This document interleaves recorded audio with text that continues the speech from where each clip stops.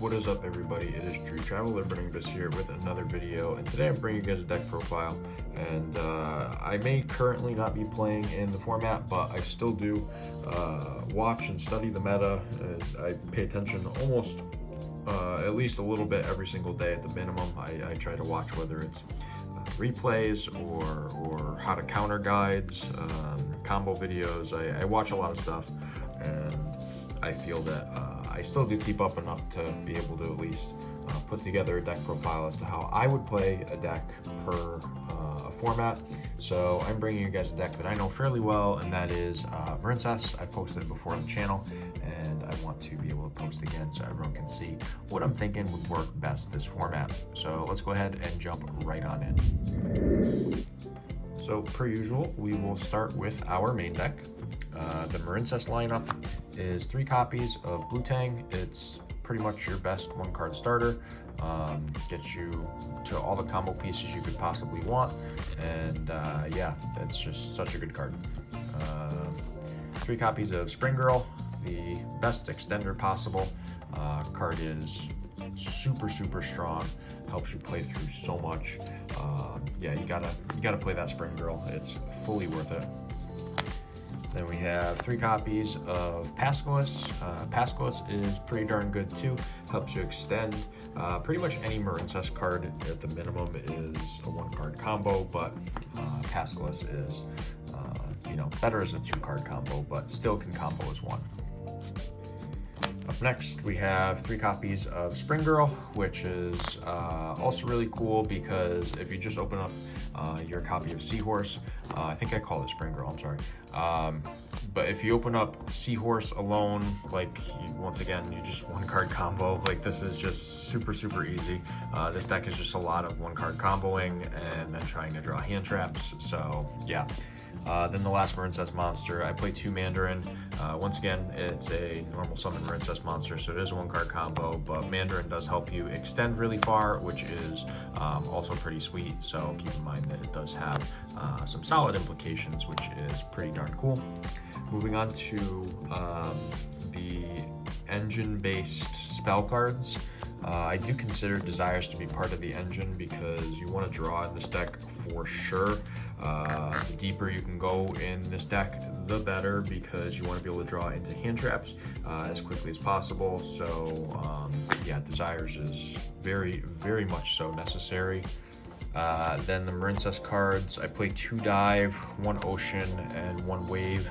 I've been on this ratio for probably over a year, to be honest. I think that this is just the proper ratio. For a while, I saw some people were upping their counts of Wave.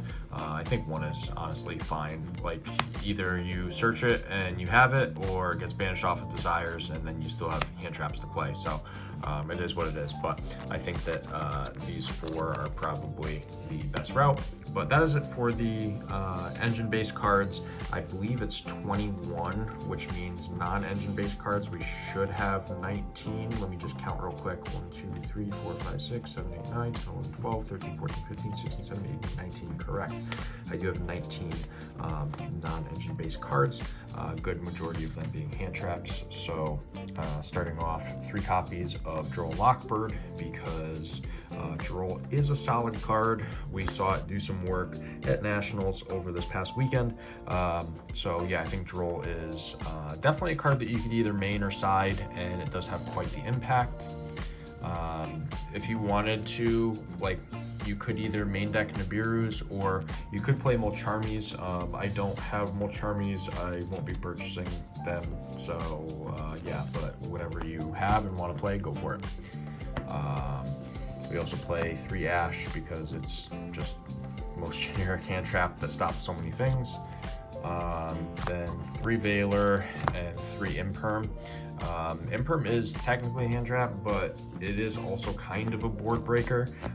So segueing from hand traps to board breakers, I kind of want to talk about how Imperm and Droplet are really good at breaking boards. They put in a significant amount of work and can kind of just punish your opponent significantly, by sometimes preemptively activating effects, or you can just go ahead and hidden Appaloosa at the start of your turn with an imperm, and then your opponent is like, all right, well, I guess my monster negations are gone, and now like maybe they have spot removal and that's about it. But yeah, I think those are really good for board breakers. Additionally, we have 2 talents and 2 cross out. I think that these cards are phenomenal. I love both of these cards. I have a strong gut feeling that this may be going to 1 on the next ban list. They said late August, which I didn't realize that Worlds is in like the first or second week of September. So there should be a changed ban list that'll drastically impact the way that Worlds is played out. So definitely be prepared for that, because I think this upcoming ban list that we're going to get is going to be a big one. We're overdue for a bomb ban list, like just an absolute nuke. So we'll see if one comes of this upcoming ban list, but my personal feeling is that it's going to be a big one. And if it's not a big one, it's going to be an impactful one at the minimum. So, you know, this is on my watch list for cards that might go to 1. But yeah, that is the main deck coming out to 40 cards exact. I think 40 is just proper in this deck. You don't want to go over that. It's just not worth it. We're going to go ahead and jump on over to the extra deck now. Alright, so extra deck time. We'll start off with our links. We have 2 copies of Blue Slug. I think 2 copies of Blue Slug, and I'm just going to go through some of these at the same time. 2 Sea Angel and 2 Coral Anemone. I feel like this is pretty standard and common for the most part. Your Blue Slug is going to add back from grave. Your Sea Angel is going to search for usually either Dive or Battle Ocean, depending on which one you need. And then Coral Anemone is just your extender. It's the card that you don't want to get hit by Nibiru, or I'm sorry, hit with Imperm or Veiler on, because it's just unfortunate, or Ghost Mourner, obviously. Can't leave Ghost Mourner out of the conversation. So yeah, all these cards are really good. Coral Anemone not only helps you extend, but it does help you recur resources, which is also phenomenal. So yeah, I think all these cards being played at 2 is probably worth having. Then the one-ofs, we play 1 copy of Marbled Rock, 1 copy of Coral Triangle, 1 copy of Aqua Argonaut, and then lastly we have our copy of Great Bubble Reef. These are all just the one-ofs that you usually make a singular time from the extra deck, and then if you bring them back, sometimes you like Bubble Reef, bring something back. But yeah, these cards are all fantastic, so I think that it's fully worth playing all of them at 1. Then the last of the links, we play 1 Splash Mage and 1 Zealantis. I see some people cut Splash Mage. I think it's worth playing. I also want to note that I don't play Crystal Heart. I've never liked Crystal Heart in this deck. I know that some people play it. I don't. I'm just going to show Crystal Heart on the screen just in case you don't know what it is. It's not in my extra deck, but some people play it. I think that they're better cards and I prefer to extend. I'm also not playing Haggard Lizardos, but you can play this card if you want to. It is a decent card at the minimum. So yeah, I think that's definitely worth bringing up. Then moving on to the XYZs, we have 1 Toad, 1 Bahamut, and 1 Stealth Kraken. These are, in my opinion, not like all of them aren't necessary, but I think you should play at least one or the other. So like Kraken is obviously phenomenal for a multitude of reasons, and Bahamut and Toad are phenomenal for a multitude of reasons. But they're not the cards that like are required to play the deck. You know, arguably you could cut the Kraken, but at the same time, if you like Nibiru your opponent, and then you can make Kraken, and then you can just go ahead and like, so like you would Nibiru them on their turn, and then on your turn you make the Kraken, and then you Kraken destroy their Nibiru token. You just like swing with this and the Nibiru that you have for game, and then like it's just over. So Kraken is really cool. If you want to, you could also play like Gozen Lock. I'm not playing it in this particular list because I want to fit other cards, but Gozen Lock is also really cool. This is primarily here for like going second and OTKing like against Nibiru tokens, which spoiler alert, we side deck Nibiru. But that's the extra deck, total of 15 per usual. Let's go ahead and jump on over to the side deck now. All right, so starting with the side deck, we have more hand traps coming at you. 3 copies of Nibiru and 3 copies of DD Crow. I mean, these cards are really strong. I would, like, if this was almost any other deck, these would probably be 1 Jerusalem, 1 Magnuma, and 1 Gozen match. But because we're playing Marincess, we get waterlocked a lot, so I didn't want to play the Bystials and be stuck with them in hand because I'm locked into an attribute that the Bystials are not.